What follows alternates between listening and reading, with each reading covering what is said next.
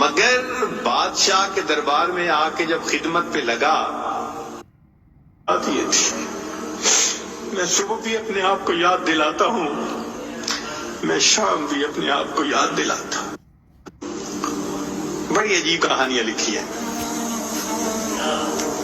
فرماتے ہیں کہ سلطان محمود ایک نیک بادشاہ تھا، اس کے پاس ایک دیہاتی نوجوان آ گیا، اس کا تعلق دیہات سے تھا، تعلیم بھی نہیں تھی، کچھ ایسی تربیت بھی نہیں تھی، مگر بادشاہ کے دربار میں آ کے جب خدمت پہ لگا تو اس نے اتنی اچھی خدمت کرنی شروع کی کہ تھوڑے دنوں میں بادشاہ کی آنکھوں میں بڑا درجہ پا گیا، بادشاہ نے اپنے مقرب بندوں میں شامل کر لیا۔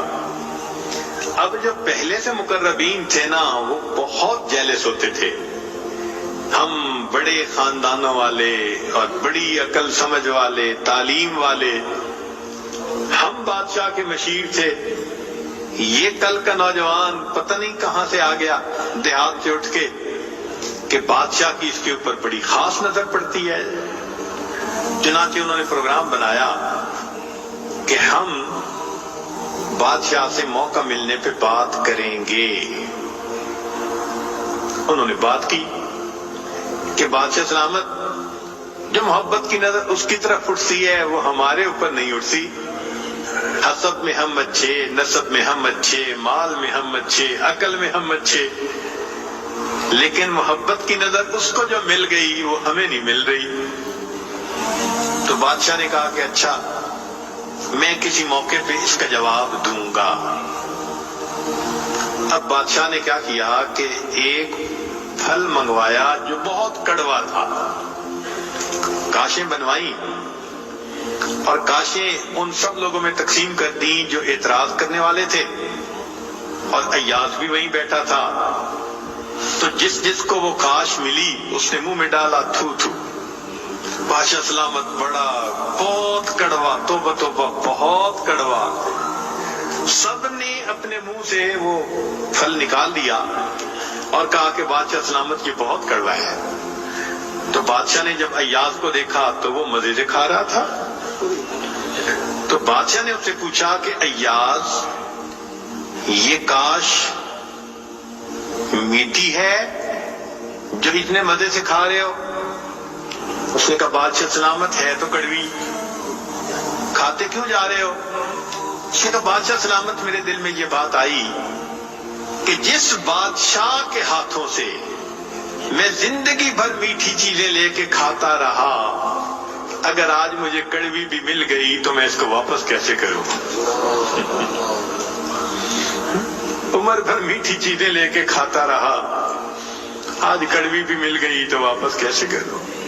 کاش کہ یہ چیز ہمارے اندر آ جاتی کہ جس پروردگار کی نعمتوں سے ساری زندگی ہم انجوائے کرتے رہتے ہیں، اگر کبھی کوئی اس کی طرف سے آزمائش کی گھڑی بھی آ جائے تو ہم پھر شکوہ کیوں کرتے؟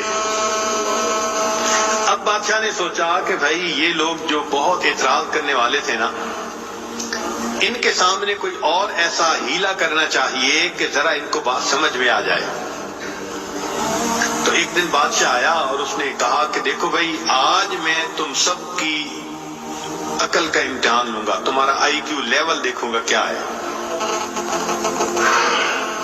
اور میں دیکھتا ہوں کہ کون اس میں پاس ہوتا ہے۔ اب جب بتا دیا تو سب بڑے محتاط ہو گئے۔ بادشاہ نے ایک موٹا سارا ہیرا دکھایا، دیکھو یہ کتنا قیمتی ہے،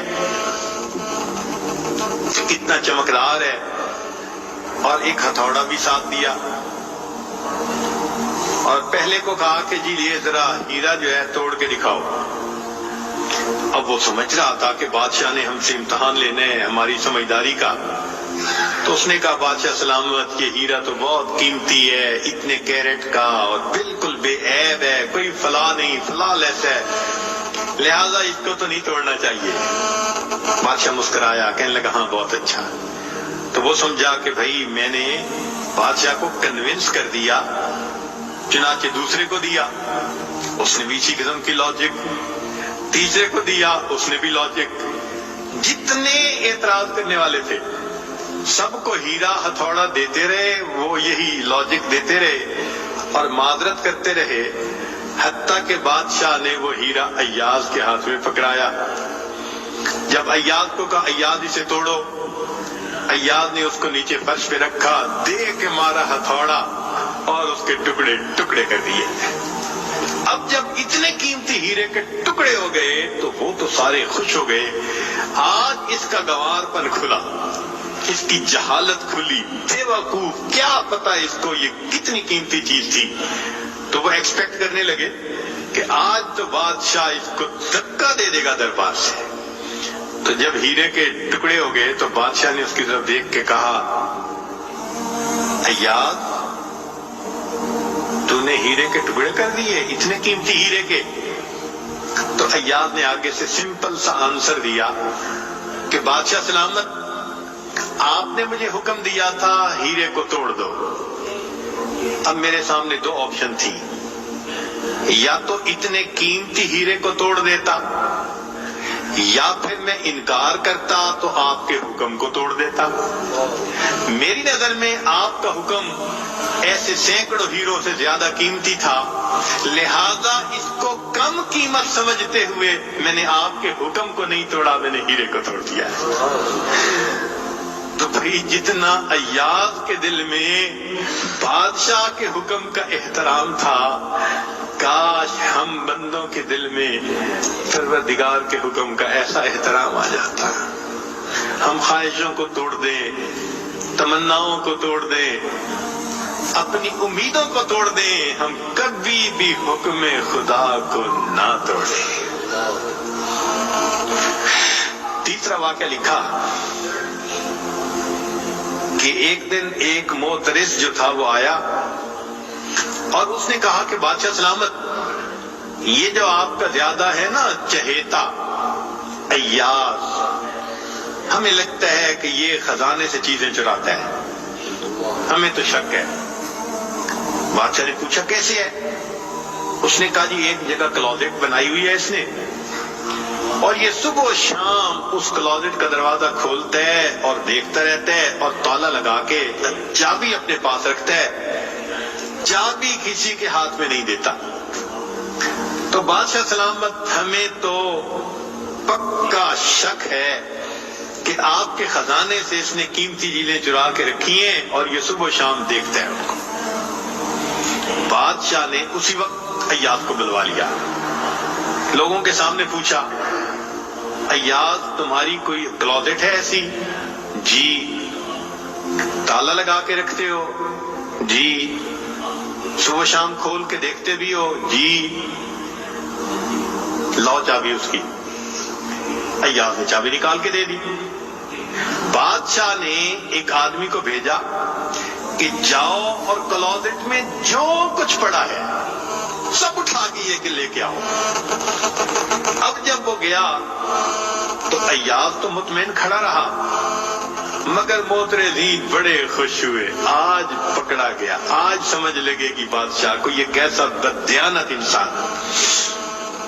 تھوڑی دیر گزری تو جو گیا تھا وہ تالا کھول کے کیا دیکھتا ہے کہ اس میں ایک پرانا سا لباس ہے اور ایک پرانا سا جوتا رکھا ہوا اور کچھ بھی نہیں۔ بڑا حیران ہوا، اس کو یہ صبح بھی دیکھتا ہے شام بھی دیکھتا ہے۔ وہ اس کو لے کے بادشاہ کے پاس آیا۔ بادشاہ سلامت، کلوزٹ میں یہ دو چیزیں تھیں۔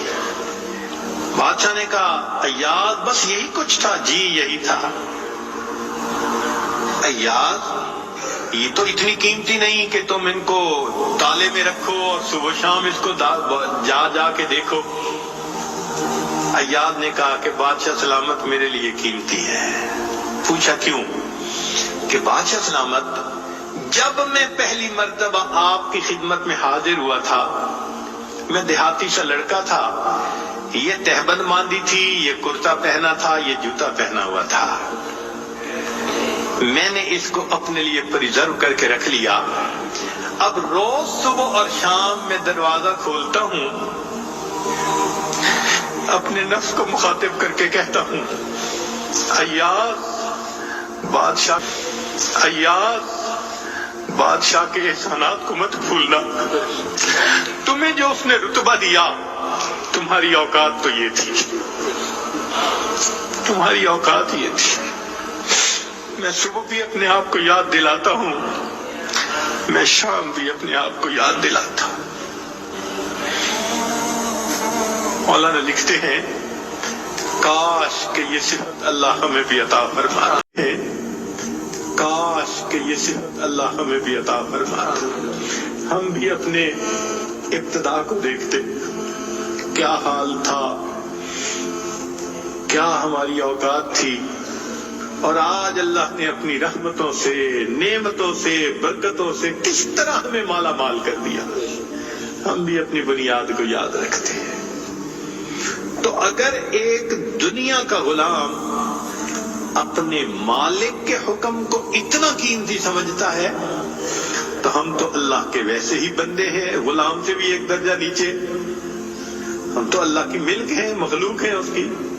لہذا ہمیں چاہیے کہ اللہ رب العزت کے حکم کی عظمت کو سامنے رکھیں، ہمیشہ خیال رکھیں کہ حکم خدا کبھی بھی ٹوٹنے نہ پائے.